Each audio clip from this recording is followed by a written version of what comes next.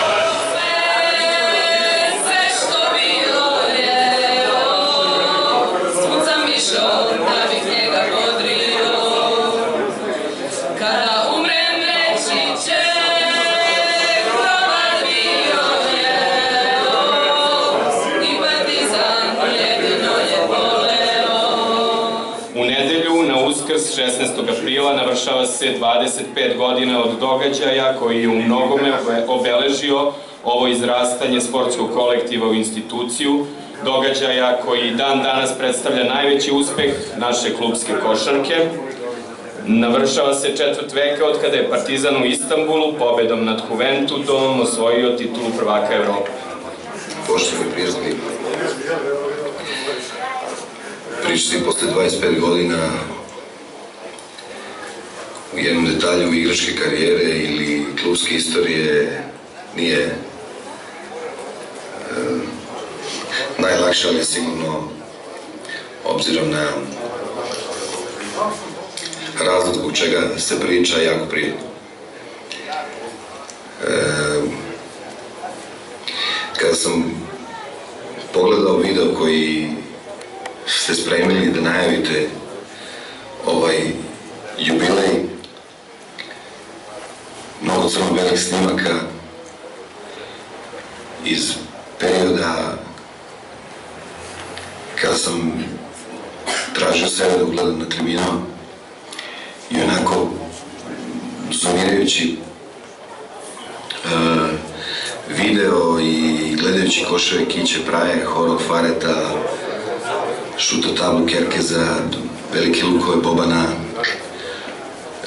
Miška Marića i sve igrače za koje sam navio, tražio sam sebe na tribinama i posle toga nastupaju drugi snimci te istorijske utakmice, snimci šuta kojim je Partizan osvojio kup šampiona i na neki način mi se činilo da svi ti ljudi koji su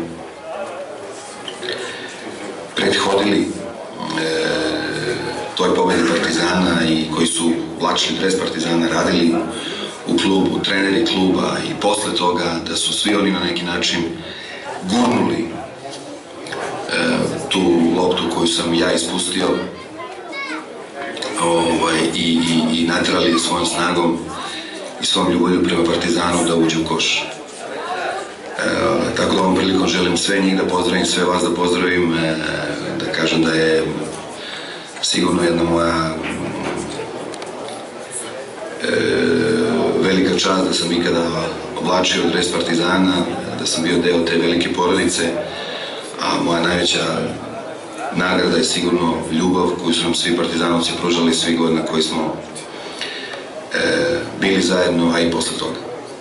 Veliki pozdrav od Saleta Đorđevića. O kome mi večeras pričamo. Mlađan, izvoli. Hvala, dobro večer svima. Zahvaljujem se još jednom što ste izdvojili vreme da dođete i uveličate ovaj događaj. Četvrti veka od titule u Istanbulu, to je najveći uspeh košarkaškog kluba Partizana i naravno srpske košarke. Žao mi je što nismo svi tu koji smo učestvovali u ovome svemu, ali ljudi koji su izostali su opravdano izostali. Posebno želim da se zahvalim porodicama profesora Aleksandra Nikolića koji je prisutan ovde i Dragiše Šarića koji su prisutni. Hvala im što su došli i što su uveličali ovaj događaj. Želim da kažem da za 20 godina od titule smo u Fuljenom Bradu poslali repliku trofeja koja krasi njihove kancelarije i ovaj put za ovaj događaj ćemo napraviti zastavu koja će predstavljati to naše prijateljstvo neraskidivo i ta zastava će biti okačena u njihovoj hali tako da svi njihovi protivnici koji dođu da igraju sa njima da znaju da je Partizan zajedno sa njima. U stvari, i kao da li je moguće da je prošlo 25 godina? Prošlo je 25 godina, međutim osjećanja koja su bila te večeri, bar za mene, su približno ista i dan danas. Zahvaljujem se ljudima koji su organizovali ovo košarkaško klubu Partizan u moje ime, u ime mojih kolega. Partizan je, kao što je Sigin rekao, stvarno možda i najbolji, sigurno najbolji produkt srpske košarke, jedan od najboljih produkata evropske košarke, sa toliko velikih igrača, velikih trenera, brojem učestvovanja na Final Fouru, osvajanjem Final Foura, osvajanjem evropskih titula i sigurno da ovo što je večeras pripremljeno, što je obeleženo na ovakav način, svima nama mnogo znači. Zahvaljujem se predstavnicima Sedme sede koji su ovo veoma lepo ispratili.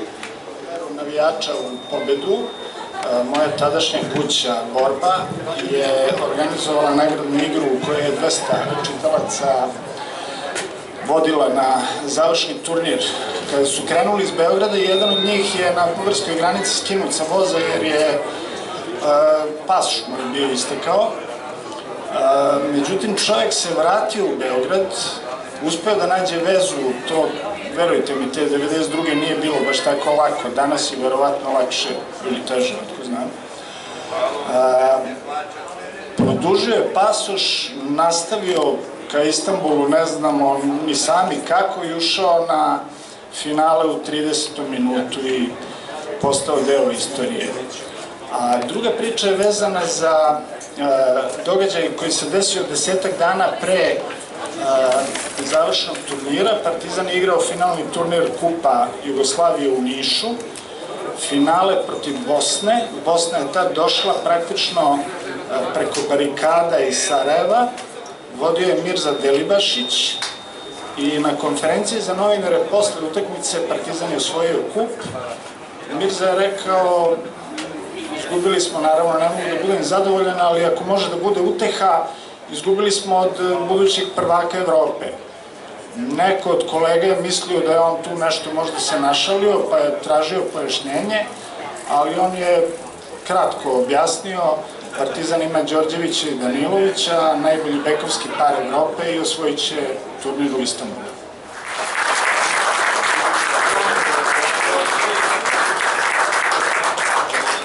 Ostanete ovde kada dobijete repliku.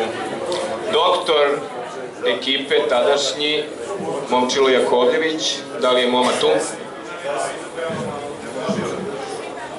Nije? Dobro.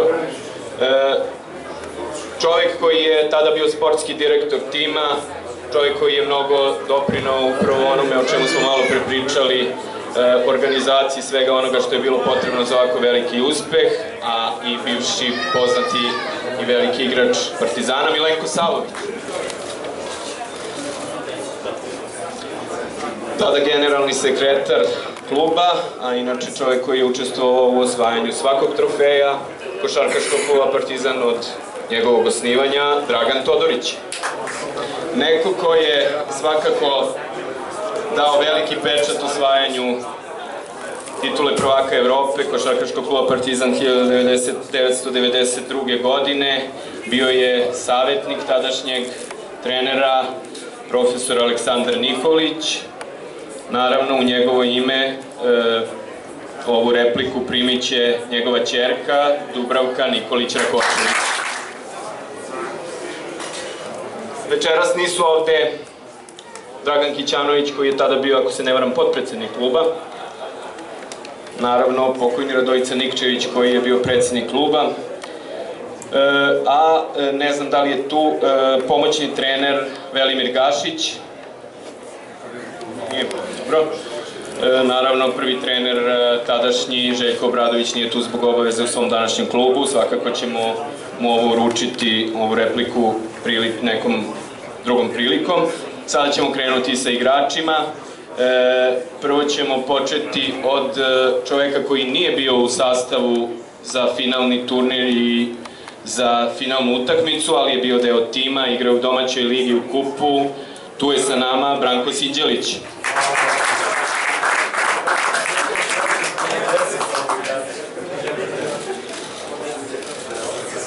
Hvala Branku.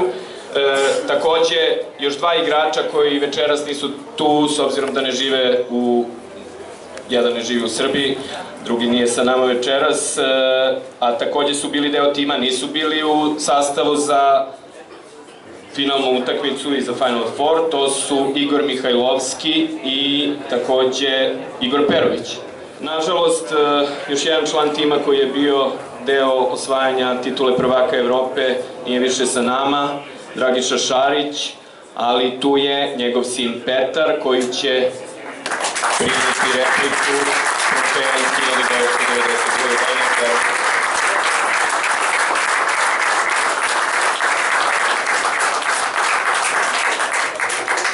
Takođe želim da pozdravim i Dragišinu suprugu Biljanu koja je takođe tu večeras sa nama. Nikola Lončar nažalost nije tu, kao ni Željko Rebrača, ali tu je Slaviša Koprivica.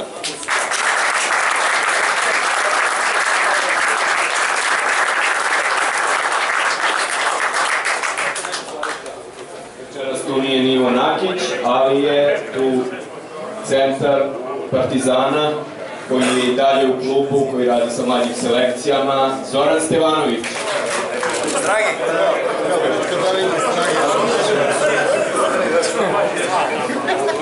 Igrač koji je sreću vratio u svojstvu izvršnog direktora kluba, ali takođe igrač koji je te 1992.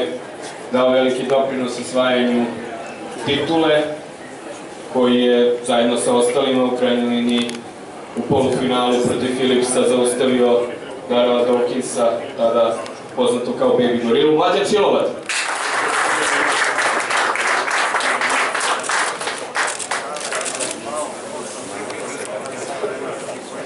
Videli smo da nam se svima obratio čovjek koji je svojim šutem rešio pitanje prvaka Evrope 1992. godine, ali još jednom aplauzom da pozdravimo Aleksandra Đorđevića. Pozdravljam i njegovog oca, Patu Đorđevića, koji je tu.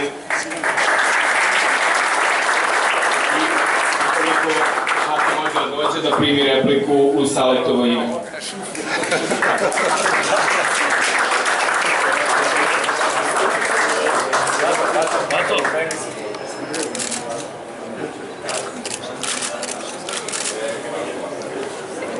I ostaje nam još da dodelimo repliku trofeja iz 1992. MVP-u finalnog turnira u Istanbulu, Predragu Saši Danilović.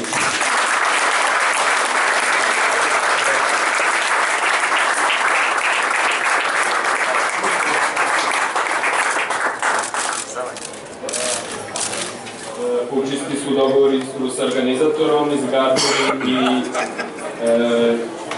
i jednu uspomenu sa današnjeg jubileja, specijalno dizajniranu plaketu od 3D štampanog crnog klirita sa livinim aplikacijama pozlaćenih 24-karatnom pozlatom. Predstavnik fondacije će u ime svoje i u ime organizatora ovu plaketu uručiti Mlađanu Šilobadu, izvršnom direktoru Košarkaškog kluba Partizan.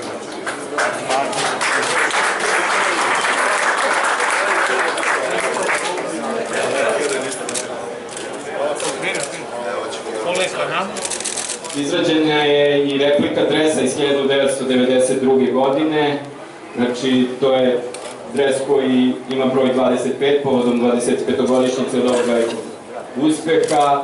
Gotovo identična je replika dresu iz 1992. godine, a ovo ćemo uručiti današnjem kapitenu košarkaškog kluba Partizan, Novici Veličkoviću. Kreni se ka nama na copu.